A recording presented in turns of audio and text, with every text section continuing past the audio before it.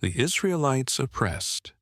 These are the names of the sons of Israel who went to Egypt with Jacob, each with his family: Reuben, Simeon, Levi, and Judah; Issachar, Zebulun, and Benjamin; Dan and Naphtali; Gad and Asher. The descendants of Jacob numbered 70 in all. Joseph was already in Egypt. Now Joseph and all his brothers and all that generation died, but the Israelites were exceedingly fruitful. They multiplied greatly, increased in numbers, and became so numerous that the land was filled with them.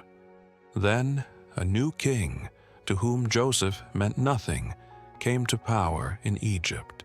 "Look," he said to his people, "the Israelites have become far too numerous for us. Come, we must deal shrewdly with them, or they will become even more numerous, and, if war breaks out, will join our enemies, fight against us, and leave the country." So they put slave masters over them to oppress them with forced labor, and they built Pithom and Ramesses as store cities for Pharaoh. But the more they were oppressed, the more they multiplied and spread. So the Egyptians came to dread the Israelites and worked them ruthlessly. They made their lives bitter with harsh labor in brick and mortar, and with all kinds of work in the fields. In all their harsh labor, the Egyptians worked them ruthlessly. The king of Egypt said to the Hebrew midwives, whose names were Shiphrah and Puah, "When you are helping the Hebrew women during childbirth on the delivery stool, if you see that the baby is a boy, kill him. But if it is a girl, let her live." The midwives, however, feared God, and did not do what the king of Egypt had told them to do. They let the boys live. Then the king of Egypt summoned the midwives and asked them, "Why have you done this? Why have you let the boys live?" The midwives answered Pharaoh, "Hebrew women are not like Egyptian women. They are vigorous and give birth before the midwives arrive." So God was kind to the midwives, and the people increased and became even more numerous. And because the midwives feared God, He gave them families of their own. Then Pharaoh gave this order to all his people: "Every Hebrew boy that is born you must throw into the Nile, but let every girl live." The birth of Moses. Now, a man of the tribe of Levi married a Levite woman, and she became pregnant and gave birth to a son.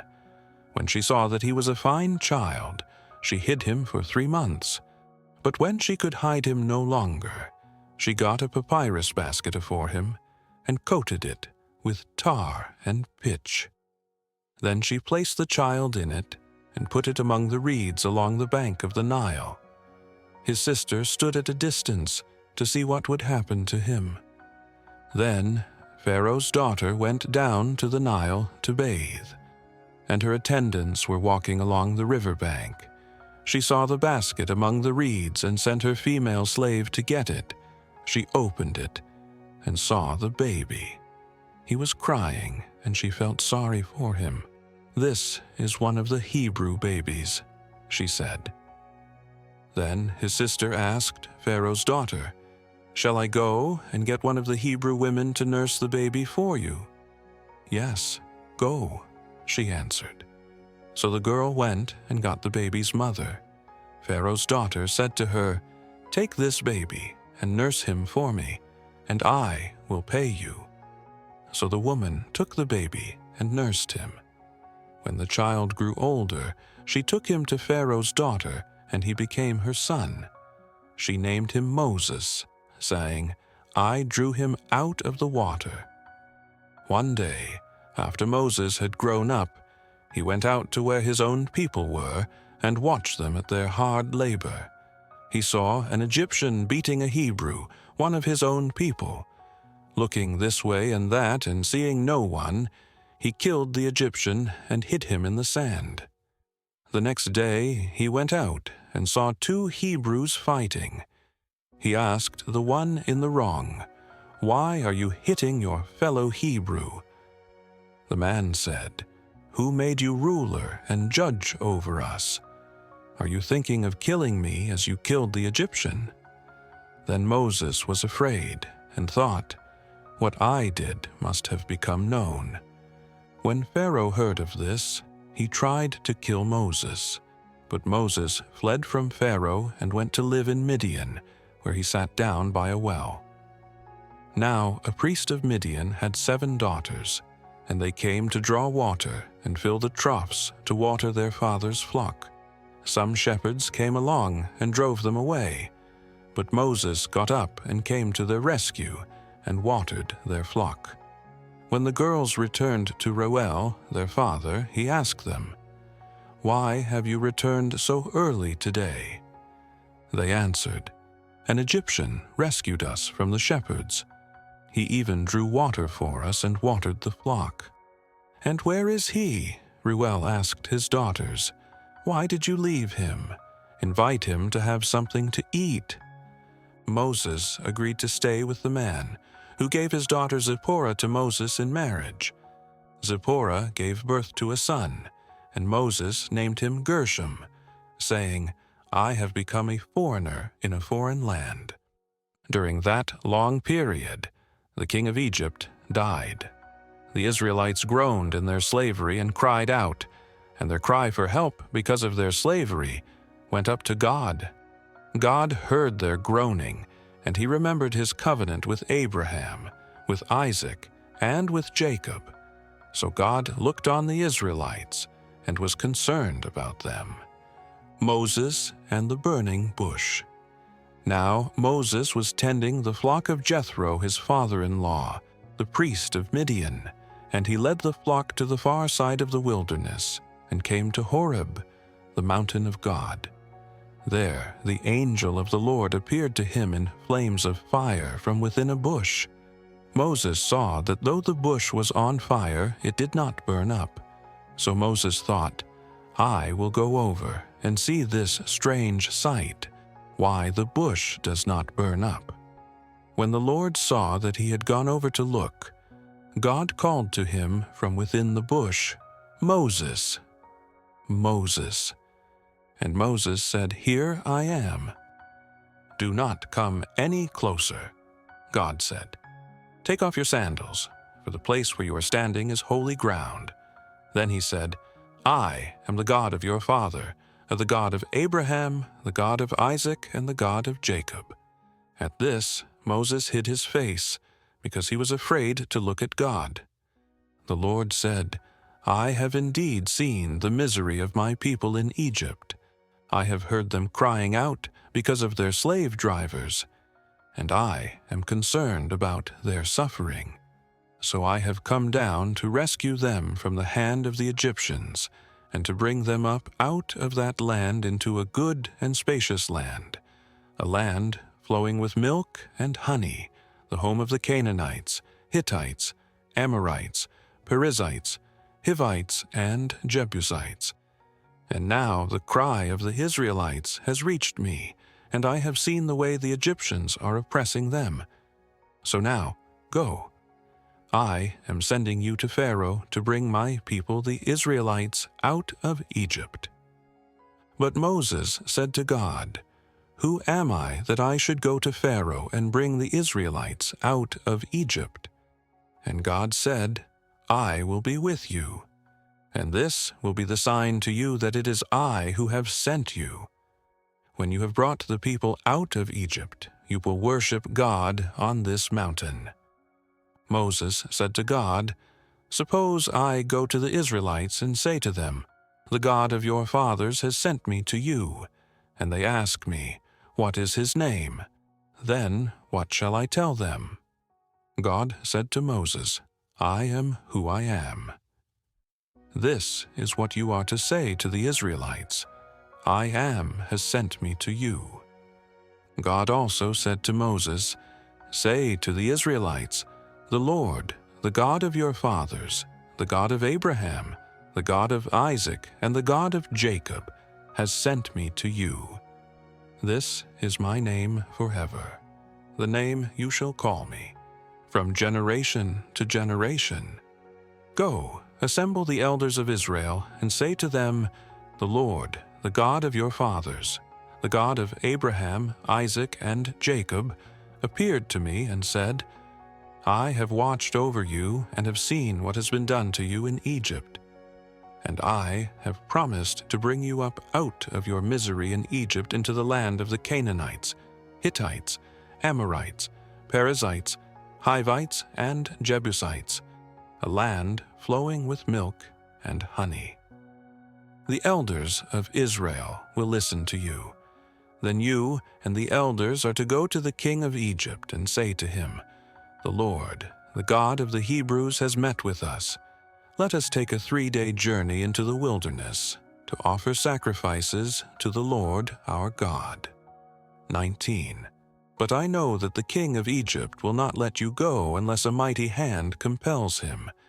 So I will stretch out my hand and strike the Egyptians with all the wonders that I will perform among them. After that, he will let you go.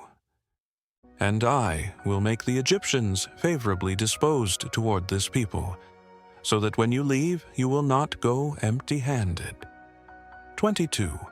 Every woman is to ask her neighbor and any woman living in her house for articles of silver and gold and for clothing, which you will put on your sons and daughters. And so you will plunder the Egyptians. Signs for Moses. Moses answered, What if they do not believe me, or listen to me and say, The Lord did not appear to you? Then the Lord said to him, What is that in your hand? A staff, he replied. The Lord said, Throw it on the ground. Moses threw it on the ground, and it became a snake, and he ran from it. 4. Then the Lord said to him, Reach out your hand and take it by the tail. So Moses reached out and took hold of the snake, and it turned back into a staff in his hand. 5. This, said the Lord, is so that they may believe that the Lord, the God of their fathers, the God of Abraham, the God of Isaac, and the God of Jacob, has appeared to you. Then the Lord said, Put your hand inside your cloak. So Moses put his hand into his cloak, and when he took it out, the skin was leprous. It had become as white as snow. Now put it back into your cloak, he said. So Moses put his hand back into his cloak, and when he took it out, it was restored, like the rest of his flesh. Then the Lord said, If they do not believe you, or pay attention to the first sign, they may believe the second. 9. But if they do not believe these 2 signs or listen to you, take some water from the Nile and pour it on the dry ground. The water you take from the river will become blood on the ground. Moses said to the Lord, Pardon your servant, Lord. I have never been eloquent, neither in the past nor since you have spoken to your servant. I am slow of speech and tongue.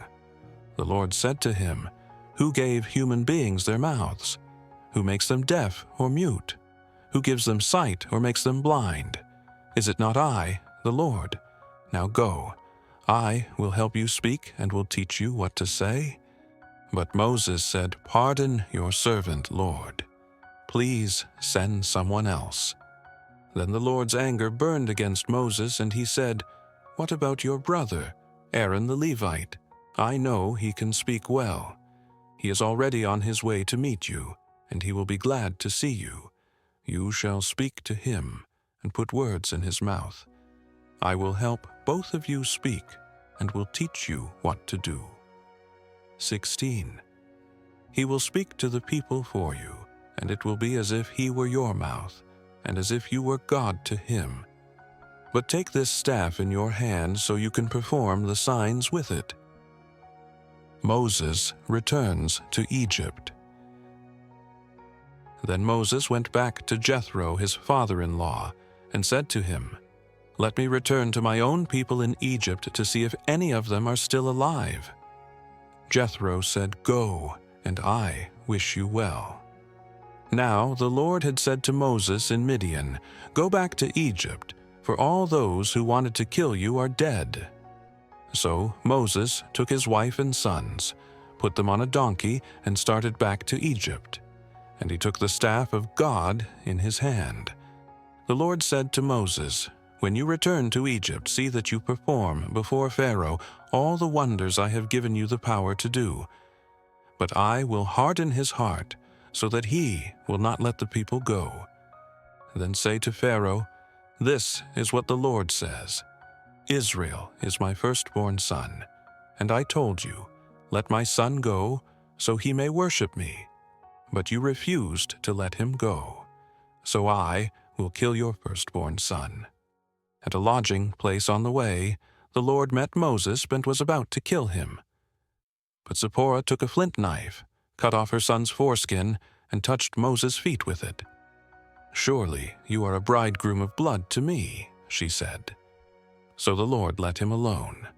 At that time she said bridegroom of blood, referring to circumcision. The Lord said to Aaron, 'Go into the wilderness to meet Moses.' So he met Moses at the mountain of God and kissed him.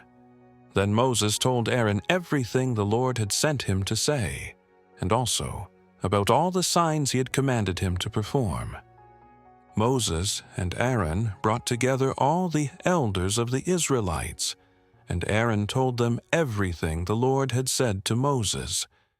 He also performed the signs before the people, and they believed. And when they heard that the Lord was concerned about them and had seen their misery, they bowed down and worshipped.